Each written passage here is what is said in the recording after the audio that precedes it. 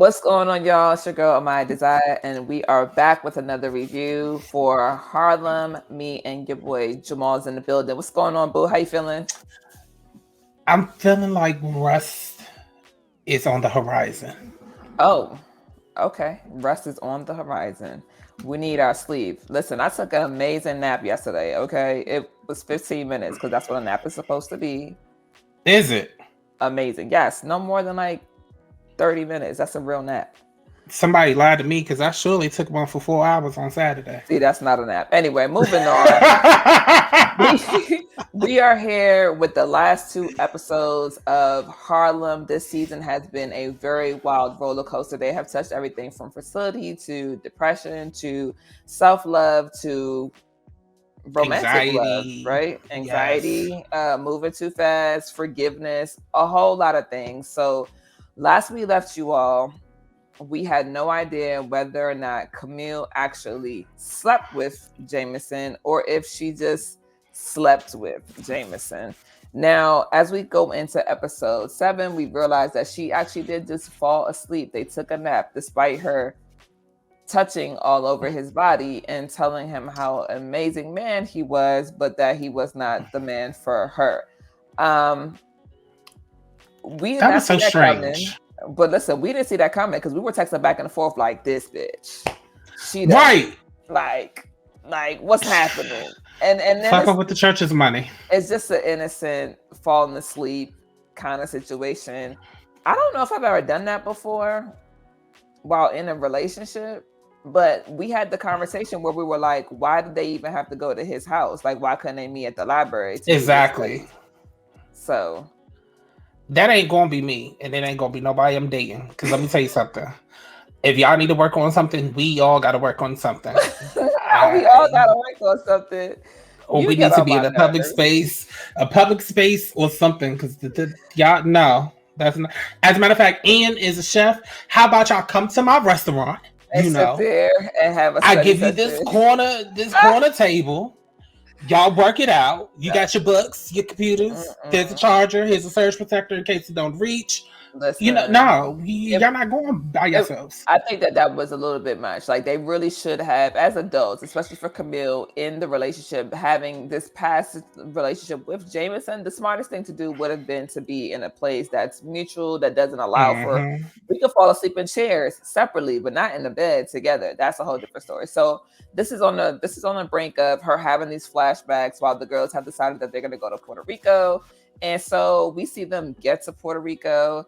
And they out here wilding up. They acting up. They have their first few moments on the beach, where Ty is trying to relive these glory days that they had. She's bringing over hot, melted ass Jello shots. That works. And, of course, we're not even like 10 minutes into the episode where we see Quinn's ex-boyfriend, right? Her college love.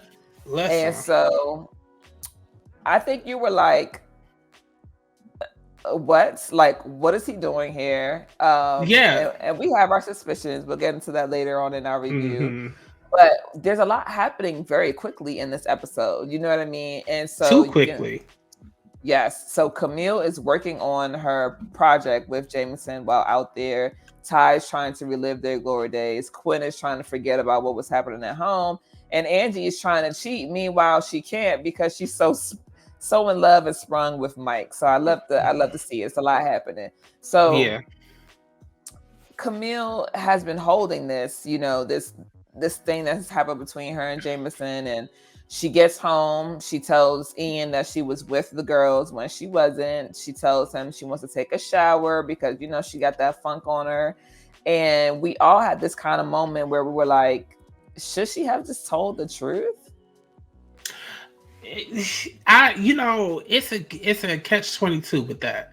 Because it's like you want to be honest and open because you've already had this discussion about being honest and keeping secrets, but then it's just like your history with homeboy, he knows your history with homeboy. Even if it was innocent, it could go left. Right. So it's like, the devil you know versus the devil you don't. We're not gonna touch that. Yeah, it's a hard call for me, but I probably would have just told the truth because I've been in spaces where truth was not told, and I think that it's just a very tricky thing. You know, you want just we're old enough now in our with our experience to just be like, listen, you either going to trust me or you don't. I'm telling you, I could have hid it from you, and I don't like leading with that because I feel like it's some weird thing, and I've done it before where I'm like, I could have lied, but I didn't. You know, so Yeah, but sometimes it's just like, I don't know. Anytime you are alone without your spouse, with a former lover, someone who's in your old face, someone who knows how you taste. I mean, to say, "Oh, we just fell asleep working," right? Yeah, it's a lot. nigga, please. Right? All Yeah. right, FaceTime. Well, Camille doesn't tell Jameson that, like we said, she tells him that she was with the girls. They packing up. Sorry, Ian. Right, and so they packing up. They head out to Puerto Rico, and they're there living their best lives. They get there. Of course, it's a beautiful resort. I definitely cannot wait to be in somebody's water come April for my birthday, but that's not here nor there. Hey man. But yeah, so Camille's working on her paper, and they're just having a good old time. So they decide to go to the club.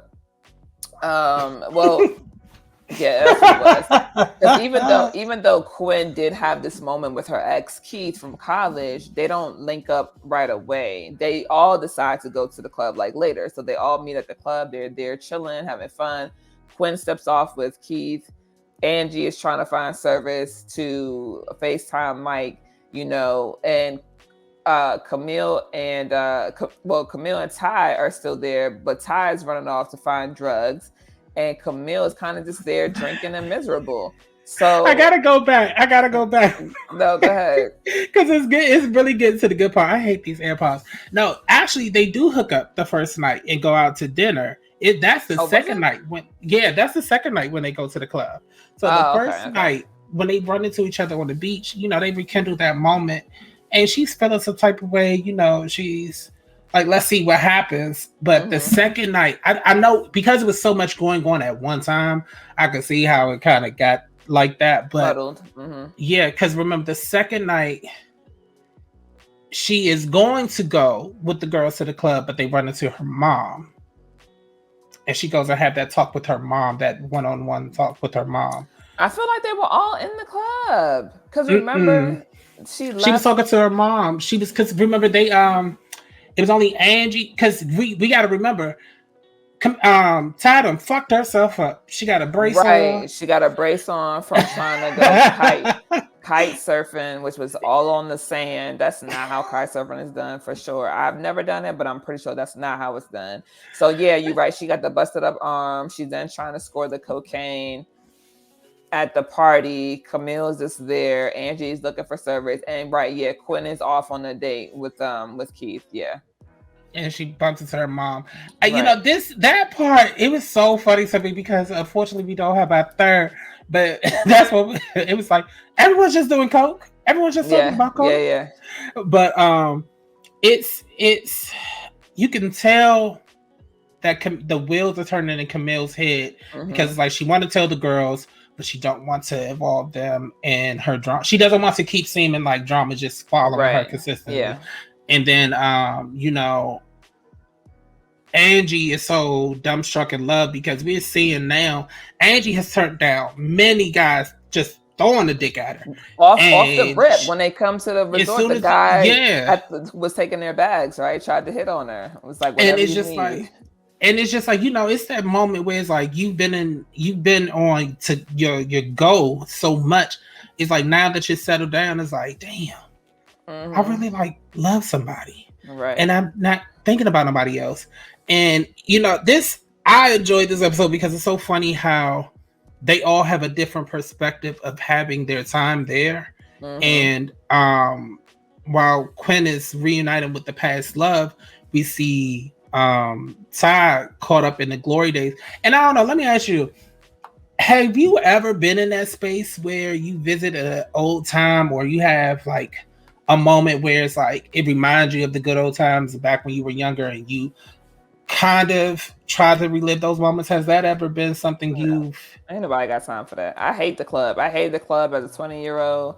I don't know if there's anything that I could go back to that I would like be, that I could say that like, oh yeah, I would go back to that. Maybe my college days, just because I was an athlete, so it was different. But like outside of, I've most of my moments have been as an adult, like in a space where it's something that is not like it's not harmful to me. And I'm not saying that what they were doing was harmful, but I'm talking about specifically Ty, like the coke and the partying. Like sometimes you got to give that stuff up because you've moved into a new chapter. So I did think that was interesting that they brought it up, but I think it's important because there are some people out here who are doing that, and they have that moment where Ty is like, oh, we're too old for this. Like we got to move on from it. So yeah.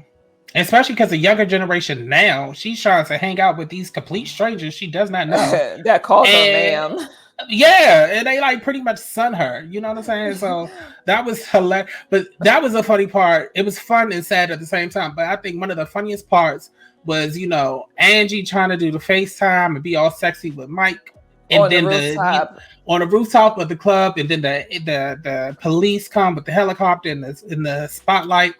And mind you, at this point, Camille and Ty are so drunk that they don't know where Angie is. They done put out a search party. She comes out and they snatching up Black American girls.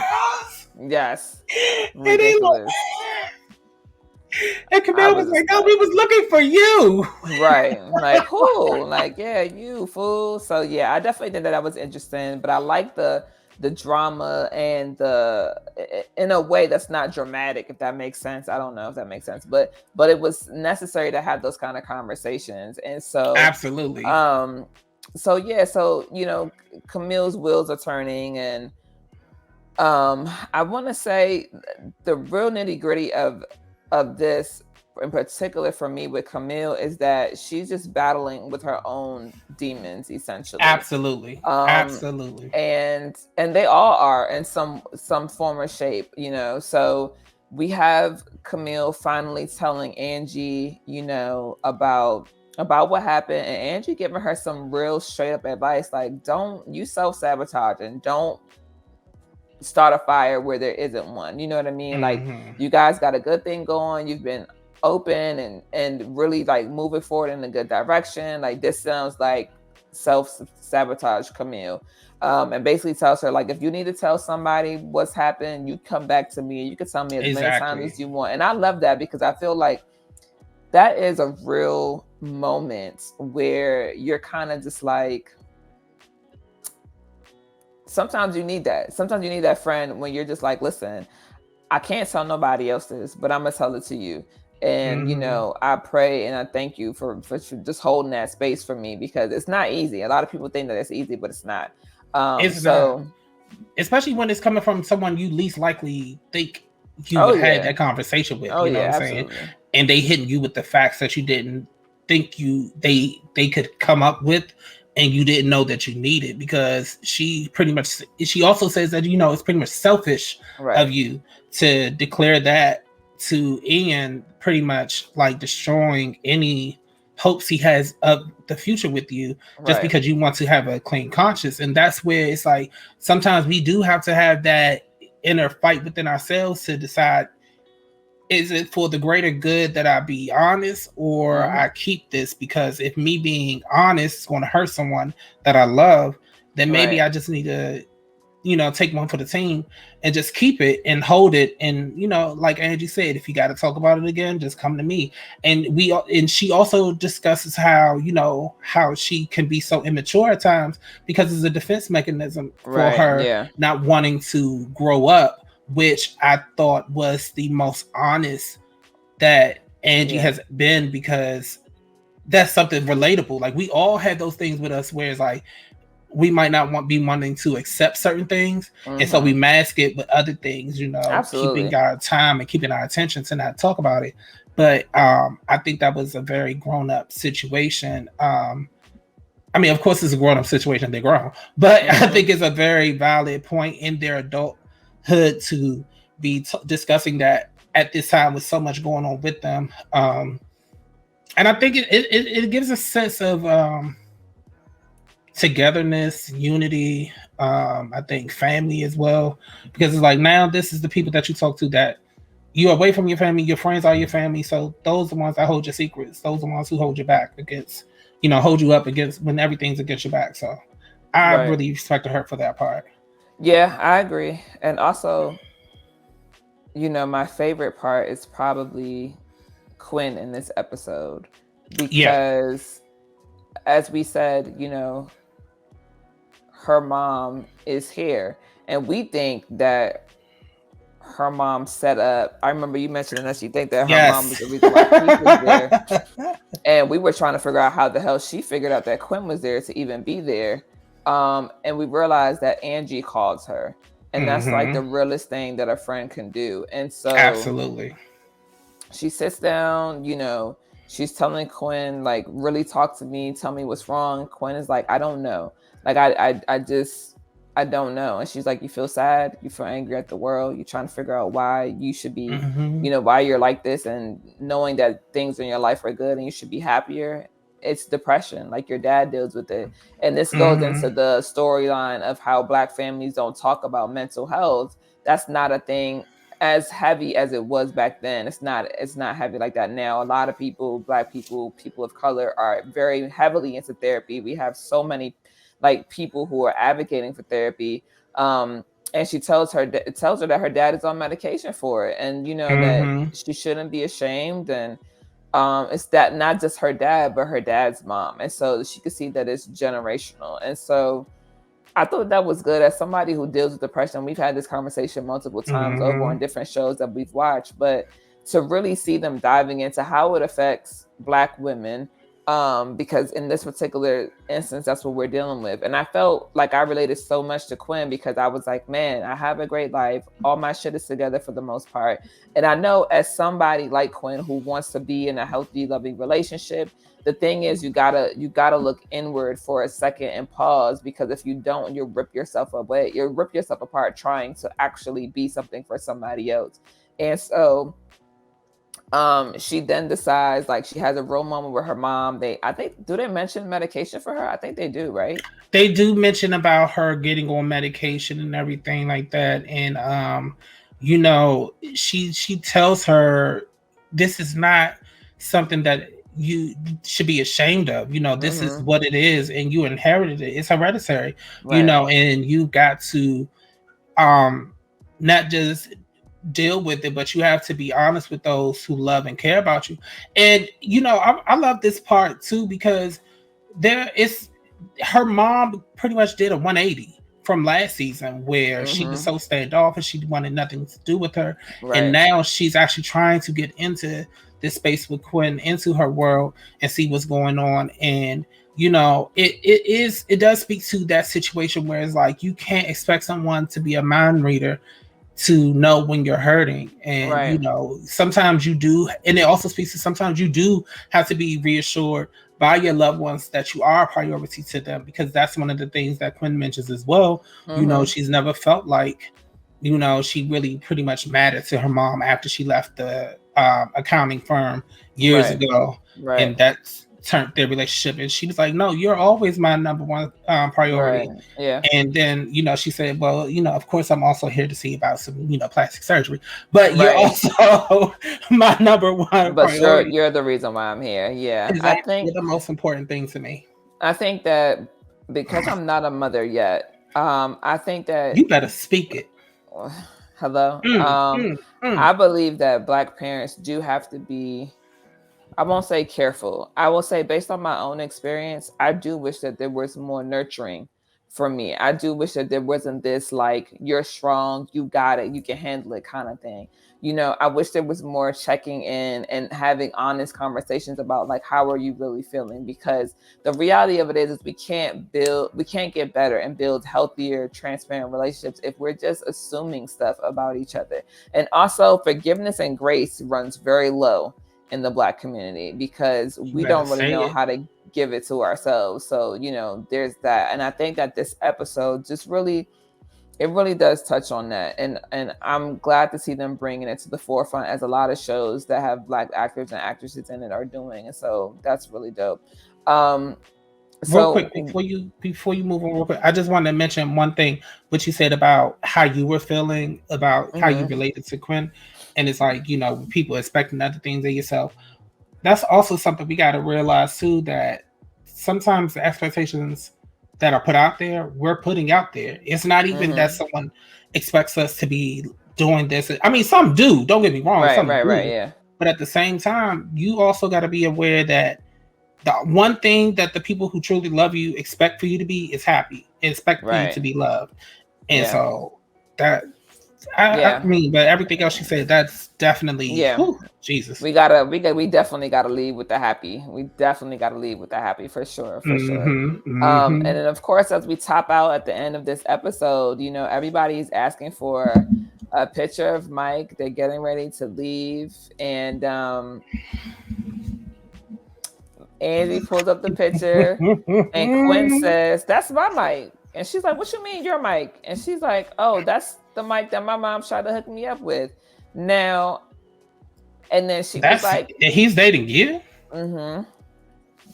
That backhanded ass compliment, it was shade. It was shade. Quinn knows that it was shade. That was not cool, considering that she just had a whole ass date with your ex love from college, Keith, and it was really well. And you guys were talking about how you should have never. She essentially said, like, she should have never thought that love was supposed to be hard, because that was one of the reasons why she gave it up with him, was that because it just seemed too easy. And I need for us to not do that, Black men or Black women. Like, listen, it's easy because it's easy. It's really not supposed to be hard. It is supposed to be one of those falling effortlessly into one another kind of situation. And I feel like we just make relationships way harder than they have to be. But nonetheless, Quinn makes that comment, and Angie is pissed because she's like, "What do you mean, me?" And I think they exchanged some words. I can't really remember what it was, but I want to say it was not pretty. And they all end up getting in the van and taking off. And so then we go into episode 8. Yes. Oh, but really quickly, we also got to remember, at the end, that's when we find out Camille decided to change, because it was supposed to be something else. Oh, yeah. She decided to change the project to, because it was talking about motherhood and fertility of some sort. And she realized that that's not something she was passionate about. Well, no, it was the lady that was selling the food who she saw children, and it was, the lady was like, "Oh no, that's not my child. That's her child, and my child is somewhere else, and we all just get together." Yeah, and it's like joy in doing that. And that's when she decides to change it to Black Joy. Black Joy. Thank you, God. Black Joy. Yeah, I knew Joy was there. Joy in the morning. Don't get me the line, because I don't remember. But yeah, and going into episode 8, which is our finale, Camille does decide that she's changing it to Black Joy. So you see all these different clips of her interviewing the girls, which I love. I really love that. I feel like if it's one thing that we can do, it's definitely think about Black Joy more often, like, for real. Like, and I love that they do these clips. Each of the ladies give their own interpretation of what Black Joy means to them. And you see this very well put together, like, project, like, coming to fruition. And I really love that for Camille, because it was so authentic for her. And so while she's getting ready for this project, I believe that, I'm trying to remember, but I remember her getting ready for the project, and Jameson is at the house, but he leaves. Yes. And he's there, because was it Angie that was at the house at first? Yes. Angie's at the house with them getting something, and she's leaving out. And Quinn's mom comes in for something. Right. I can't remember. But they have an exchange, yeah. And it's just, I don't know about you. I enjoy that part only because my mom is that to my friends, and she was that to my sister's friends. And it's like, you know, sometimes, especially if you have a strained relationship with your parent, having parental advice from someone who has seen you grow up, in a sense, Right. is very nurturing and very beautiful as well, because this is a real moment where Camille gets to she shares it with someone other than the girls, and it's like, how did you know you was ready to be a mother? And I don't know if I'm ready to be a mother. And Quinn's mom pretty much tells her, you never know. You never Right. know if you did a good job. Yeah. She said, my kids are grown and I still don't know if Right. I did everything I should have done. And she says, you get joy out of it's a feeling that you get that you can't explain. Some people get it out of being a mother. Some people get it out of winning the lottery, having sex, whatever. And you have that, whatever makes you happy is what fulfills you in life. That's what you should go with. Right. And it's I don't know, it's something about a nurturing parent always sends it to me, because I had that, and I know not a lot of people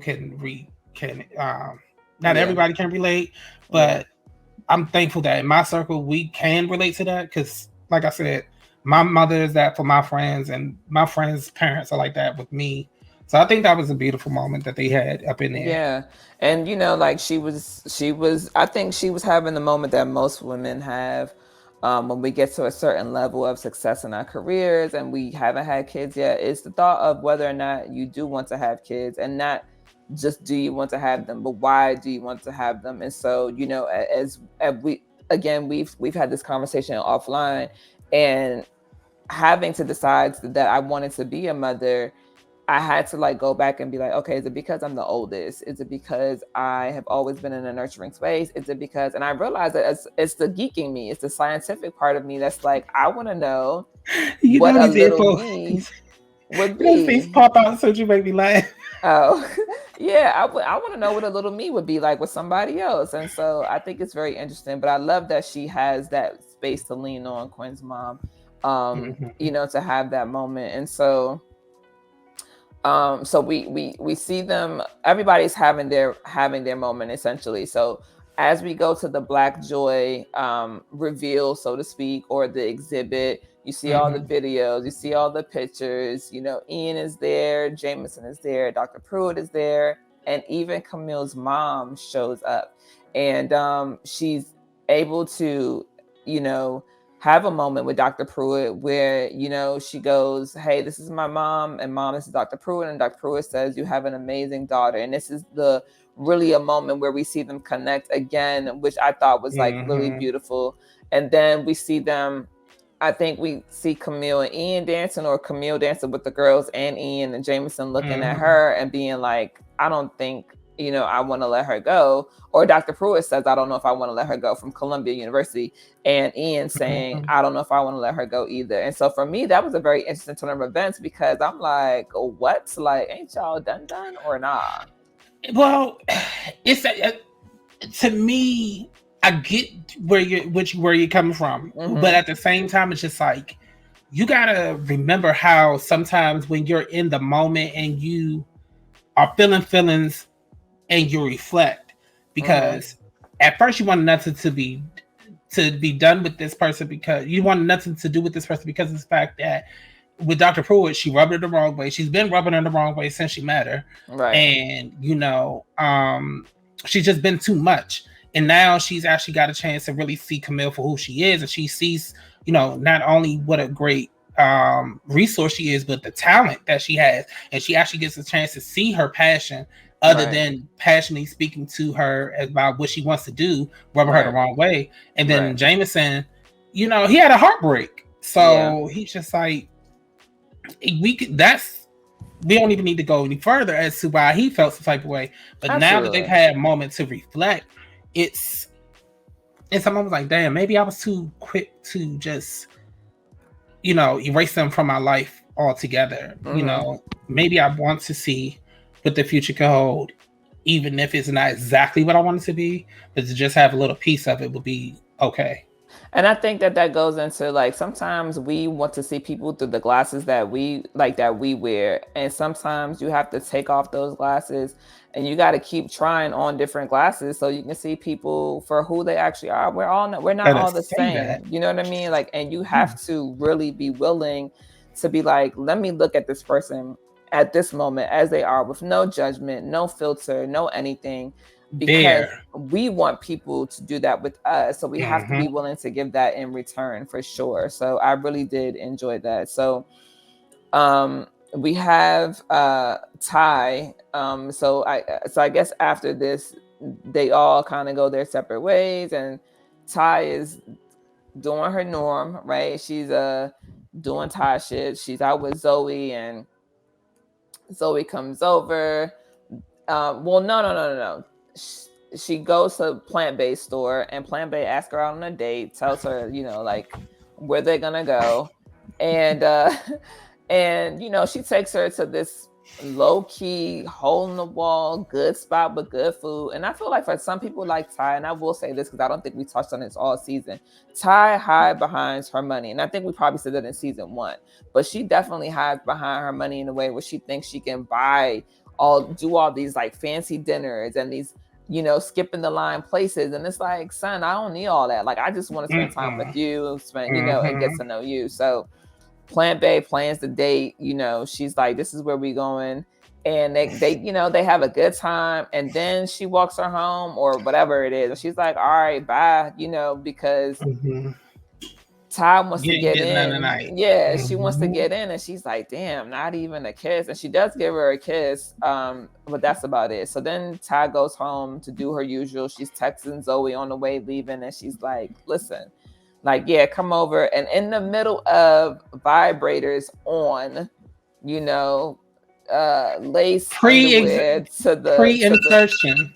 Right. You know, lace underwear somewhere else. Yeah, she gets the text from Plant-Based like, hey, come over here. And she's like, oh, gotta go. Let yourself out. Ty she's such a hoe sometimes. Like, she be getting on my last fucking nerve. But yeah, she ends up going over to Plant-Based house, and whoop-de-doo, coming out the living room. First of all, she gets there and tries to immediately take her pants off. And Plant-Based is like, no, we're not doing that. We're gonna hold hands. Like, we're gonna cuddle. Hold hands, cuddle. You brought me over here to cut. Where's your bathroom at? Goes out into the hallway, and big bada boom, right? Zoe is here, and she's like, what the hell are you doing in my house? And she's like, and then she's like, and then, you know, Plant-Based comes out, and this is my friend Ty. That's not something we were expecting. I ran on a little bit with that one, so I'm gonna let you take it and give your thoughts, and then I'll give my thoughts afterwards. You know, it's so funny how we sometimes can miss certain cues when they're first introduced to us. When we first see Plant-Based, I have to call it that because that's what you've been calling her, and I can't think of her name. I can't. That's what I call it. That. As Ty is walking up to the store to go in, Zoe is actually leaving. Oh, really? Yes. In that very first episode that we actually get introduced to her, Zoe is walking out. We don't know Zoe yet, but Zoe is leaving the plant store. So the fact that it just shows us how sometimes we could be so tunnel driven that we don't see everything. And you know, because neither one of them, when Zoe or Ty first met each other, thought that they looked familiar. You know what I'm saying? So I just thought that was key to point out. And I know you all are going to go back and rewatch and like, oh shit, that was her. For me, oh God, how can I say this without incriminating myself or sounding like a thought? It's possible to happen. You know, the world is small, huh? Too small. Yeah. Too small. But see, here's the thing though. It's something I don't think should be villainized because first of all, Plant-Based never said how old her daughter was. So how was we to know her daughter was of legal age? Yeah. Secondly, Zoe and Ty have had a casual situation. There's no emotion, there's no personality, there's none of that, you know, to connect them. So it's just like Yeah, she living her single free life as she should. Yeah, I think it's just so messy how it that's all what I comes meant to by like fruition. Ty is such a hoe. Is that it's just so messy. Sometimes it'd be messy if like you gotta stop for a quick second and and think. But I mean, she's doing what single free people should You absolutely should do. So always listen first. Always listen. yeah, yeah. She told you her daughter was home. Listen. This is true. She said to be quiet, and Ty don't know how to be quiet. We already know this, so there's that. I listened. I So waited until I heard the car start up, and drive away. so we're moving into Quinn, and we're tied this into Angie because they're still not speaking. They're not talking because of Quinn's shady ass, nasty ass, moment that she had with Quinn. That she had with Angie, before they left Puerto Rico. As she should, though, because your friend should be happy for you and not shady, especially when that's somebody that you did not want. So the mess is that Angie breaks up with Mike. Mike goes to Quinn's store, and she's like, what are you doing here? And he's like, well, I'm here because I need you to tell me why Angie broke up with me, and she's like, what? And he's like, because I thought that you were not interested in me. And she was like, I'm not, nor are you interested in my me. type. So I thought that was interesting, but that's a very real conversation to have because, the world is small, like we said, for Ty. So the world is small again here when it comes to Quinn and Angie. But if you don't want somebody, and you guys have never done anything, and I don't see the problem here. So it should have been like, oh, I'm happy that you found somebody. And you should have just kept them moving. Sometimes everything that you think don't need to be said, honey. Okay. Not only that, but I just think that also it spoke to Quinn not seeing Angie's worth being on the same par as hers. Like, my mom set me up with this man because he's so prestigious. How is he ending up with you? Right. Yeah. And so that to me was just like, bitch, what? Like, I would have had to say I think Angie was validated in her feelings and how she acted, because I would have been the same way. But I think it's cute. I think I have been that friend that the ex pops up and like, how can I, saying what's going on? How can I get her back? How can I get him back? All of that. And it's beautiful because sometimes you will have a friend who you may not like their spouse, or whatever the case may be, but you put your feelings aside for that person because your love for your friend trumps it. He said Trump, but it overrules it. And so we see that happen with her, where she pretty much teams up with Mike to get Angie back. But going forward, we see, I think the Puerto Rico trip really did something. No. That's not what it was. It's something that Mike says to her in that moment that kind of like flips a switch in her head. He said that I took some time. He was like, I was so ready to be in love and be in a relationship that I would have taken anybody, that I would have settled, or I would have chosen anybody who chose me. But then I decided to be single intentionally and take time for myself. Was when I realized that this is why I can now love and like Angie in this way, because I took time for myself. And she goes, that she basically, Quinn is saying like, that's the best thing I've heard, and I completely understand it now because I'm the same.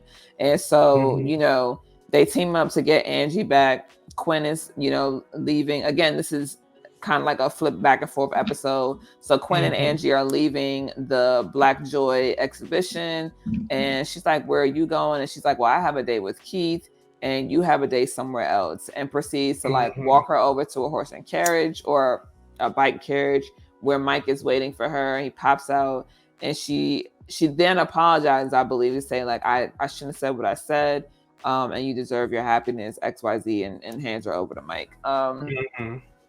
And I thought that was sweet. And so we have that moment where Quinn goes to meet Keith. This is her dream date that she's dreamed of, or she's dreamt of. But then she has the conversation with him because of having because of the previous conversation she had with Mike, she realizes she does need to give herself some self-love. She does need to take time to love herself and give all of what she's willing to give to somebody else to herself. And that's where Keith, right? He said something. I can't remember what she said he was. He was like, you know what? If it happens, you know, if we come together another time, and you know, I would do the same thing over and over again. Right. Which, first of all, let's talk about how Keith is played by her real life husband. Mm-hmm. So the chemistry is off the charts anyway. Yeah. But that moment, and we all know when we watch something that somebody says something, like, damn! Yeah. That was that moment. I wonder if that was off script, because it felt like a very real moment for them too. Didn't it though? Yeah. Like draws just disintegrated. Just Sir, not the draws. I mean, because it's just like to hear someone tell you something like that and be intentional and be sincere with it. That's not a common feat that you come across all the time. Right. So it's just like, and the fact that he was not bitter about it, and he completely understood it, and he was like, "Go ahead." And then we see the boat coming. He's like, "Go ahead, have your perfect date." You know what I'm saying? Yeah. And she does, and we all need that revelation sometimes. We all need that shake up, that moment, that word to center us to get back to, you know what? I have not loved myself lately. Like, I need to be loved. Mm-hmm, let me go see let me go see what that is like. Right. And that was that moment for her in this part. Like, I gotta do it. And, I think I might take myself on a date this week. I like that. I'm definitely taking myself on a date to get a pedicure this week. Yes. But yeah, we needed that. Now, do you want to go into Angie, or do you want to talk about this brief moment we had before the exhibit where we have a revelation? I think we'll have let's go to Angie. Go ahead. So no, we can go with Angie. So Angie, this whole time, she hasn't been talking to Quinn, and because it's brief, so it'll be quick. Mike comes over with the bike, and I think it was cute too, because remember, being on a bike is what sparked the flame between them. And then he comes with the bike carriage, and he has a bag of her favorite things. Side note, I've already put my friends onto that game years ago. That's how one of my friends is married now. Just saying. Listen. And he comes with all her favorite things, even a blanket that is her favorite. And she's like, "How did you get this?" Yeah. And he was like, Quinn. And he proposes. And now I know a lot of people are thinking, ain't it quick to be proposal? To me, that is the one testament where I say, make it your business and mind your business, because love has no time frame. Love knows no age, no race, no color, no creed. And now I am intrigued to see how this would go in the future, because Angie's just starting to change up how she used to be.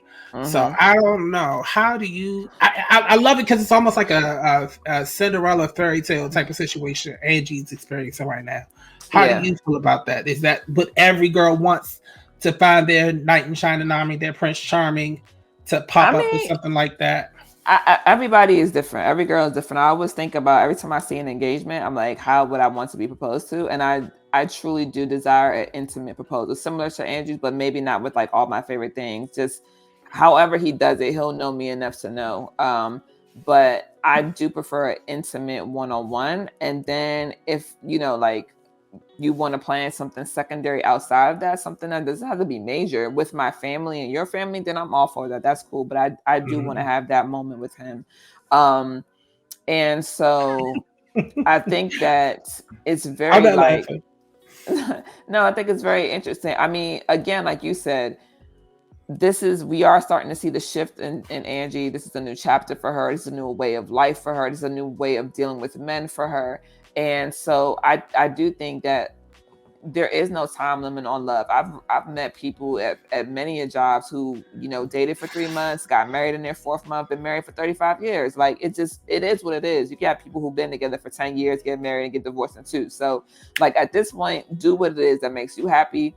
And if somebody asks you like why, you just tell them to mind their fucking business. Like at the end of the day, my love is not your love, and you don't have to worry about what's going on over here. So and sometimes the best way to do things is to keep it to yourself, because not everybody is rooting for you. You know, some people will speak negativity on your life, your dreams, your goals, your relationships. So sometimes keep that shit to yourself till it's solidified and it's done with, and then you can. But I do love this for her because Mike is intentional. And as a woman who's dating, that's what I need. Intentional consistency, effective communication about what it is that you want. Do not come over here disturbing my peace if you're unsure in any kind of way of what you want. So yeah, so then of course, you know, that's what we have with Angie. That's what we have with Quinn and Ty. And now we run into our girl Camille, who's had a successful night. Everything has gone great. She's celebrating with the love of her life, and she realizes that this is my baby. This is what brings me joy, at least for now. And I like that they said that, because sometimes it does change. But I like that she's being honest and open about where she stands now. And Ian says very plainly that he always wants to be a dad, and being a dad is something that he can't necessarily have up in the air. Right. And so I think he says, like, we've come all this way just to have it end like this. And you can see like his pain and his hurt. And she's hurt as well too. You know, she's crying. They've been through a lot, and people change, because like he mentioned in maybe episodes 5 and 6 that they had talked about kids. They had talked about having kids, but they are different and in a different space in their life right now. And maybe that's not what it is right now. I was hurt by this, but I also was glad, because I think it's a very realistic thing. And for somebody who has gone through it myself, you know, like I had the whirlwind romance that Angie had, and then I had that moment that Camille and Ian had, where it's like, so damn, just like that, we had something good, but you don't want kids and I do, so now we're here. And that's where I had to go into my Quinn moment, and I'm like, I really need to spend some time with myself, because I do want to be in a relationship, but not so much so that, like Mike said, that I'll take anybody, because that's not the case. You exactly. know, if that were the case, I'd have been married 10 times over, you know. So yeah, this season all in all was just it hit so many things that are very relatable for all of us, you know, be it men and women, they, or, you know, transgender, queer, whatever. It hits a lot of different things that everybody can relate to. It has a lot of conversation starters that I think we really need to have talks about when it comes to romantically, especially, but also within our friendship circles, to just be more honest and transparent about when we're not doing good, you know. And I think that's something that I've gotten better at for sure. What were your takes on overall this episode and the season? You know, I think this season spoke to it. Said, honestly, reflecting on it now, this season it said a lot of the quiet parts out loud that sometimes we don't want to face. And as we were mentioned offline, you know, it's sometimes you got to have those difficult conversations where you're faced to make a decision that you may not want to make. You know, in this season, I mean, in this last episode, I think it's the thing about knowing someone like Camille and Ian knew each other. Ian could tell something was off, and everybody, it seems like almost everybody around him could tell something was off. And that's why I appreciated the moment that he had with his aunt, because, you know, she gets on him and kicks him in his shit all the time, but she's always been so real. And you know, she comes through to save the day because she gives him the money to pay for the lawsuit from the wedding that they didn't have. Right, because he was initially asking his parents, and she was like, you can't do that. Right. Exactly. Like, they done retired, they ready to get on with their life. But she also tells him that, you know, I love you, and I know I get on you, but, you know, I want you to succeed, I want you happy, but you need to grow up. Yeah. And sometimes we get caught up in the newness of it all, that we don't always see that some of our actions are somewhat prepubescent as well as immature. Yeah. And so I think by the time him and Camille had that conversation, it was just like, this is a long way to talk that they both knew they was going to reach at one point. but neither one of them wanted to initiate it. Neither one of them wanted to say it. And it hurt me too to see him like that, because one thing that we've seen so much in media or in TV and film is the black father or the black man who doesn't want anything to do with kids, doesn't want kids, doesn't want to be a father. But we see this one man that does, you know what I'm saying? Not to say that we haven't in other things, but I'm just saying, like, you see the passion that this man has about it and how he's literally seeing his dream go away, especially when you pictured being a parent or having a future with someone else specifically. Yes. So for me this season, I just think that it spoke to everything that the climate is speaking towards today, where we need to have more conversations about mental health. We need to be intentional. We need to know how to love ourselves and how other people should love us and how we should love others, knowing how to show up for someone, knowing when to be vulnerable. I think it spoke to all of that. And I have to take back some of my criticism I had in the beginning, because now talking about it and taking it into perspective, it does hit different, because it's like, damn. It's like all of this is happening, and it's just like, well, you know what? This is something to think about. So I really enjoyed it. And like I said offline before, the only thing I wish that could improve about this show is that we actually got to see Harlem. Like real Harlem. Knowing both of our roots in Harlem, you know, your family, my family. I want to see a Jimbo's. I want to see 125th. You know, I want to go to, you know, just something that shows me it's the really authenticness of Harlem. Exactly. Because I mean, don't get me wrong, I love the show, but it could be named anything, because every friend, you know, there's a bunch of group of friends that are going through the same thing in different cities here and there, wherever. Right. Yeah. But to name a show so historic as Harlem, especially what Harlem means to Black people, I just think we need that in the future. But overall, I give it a good 8. I'm not even gonna hold you. I give it a good 8. I will give it a solid 7.5. There are some things that I feel like could have been done differently. You're gonna give Angie a break. No, you know what? I'm giving her a break, but I do feel like I just don't want them. I think I just want us to get out of the space of making the dark-skinned woman kind of the trope of the group, and that's just because I've seen it, and I want more for us to explore those things. But they also cause really good conversations, so I'm not mad at it. Overall, I love the season enough to see a season 3, and so I hope that we do get a season 3 upcoming. And I'm excited. The ladies did an amazing job per usual. You know, like we say all the time, leave us your comments, your thoughts. What did you like? What didn't you like? Who did you like the most? Who did you like the least? What were you not expecting, and what were you expecting? And do you want to see a season 3? And also don't forget to check out the interviews, because we do have interviews with the entire cast, and they are super, super amazing. Super amazing. So any last words? 2023, let's rock out. Let's keep being excellent. Let's keep showing the world who we are. Anybody who got a free ticket to the Renaissance tour, let me know. Sir, goodbye. Anybody who got a pre-sale code for the Roots picnic, let me know. I'm outside this summer. I'm not outside. Listen. So if anything, but no, on a real serious tip, love yourself, people. Yeah. That love yourself. Self-love is worth so much that we take for granted. So just love yourself, everybody. Yes, as the strong friend and as the person who takes on more than I probably should, and I know there are a lot of Black women who do the same, please take care of your mental. Mary Jane yourself. And what I mean by that is put your sticky notes up everywhere, you know, with your self-affirmations, you know. But yeah, mental health is real. If you're suffering from depression, or you had feelings that you don't know what they are, it could likely be depression, but always go to your doctor and, you know, get checked out.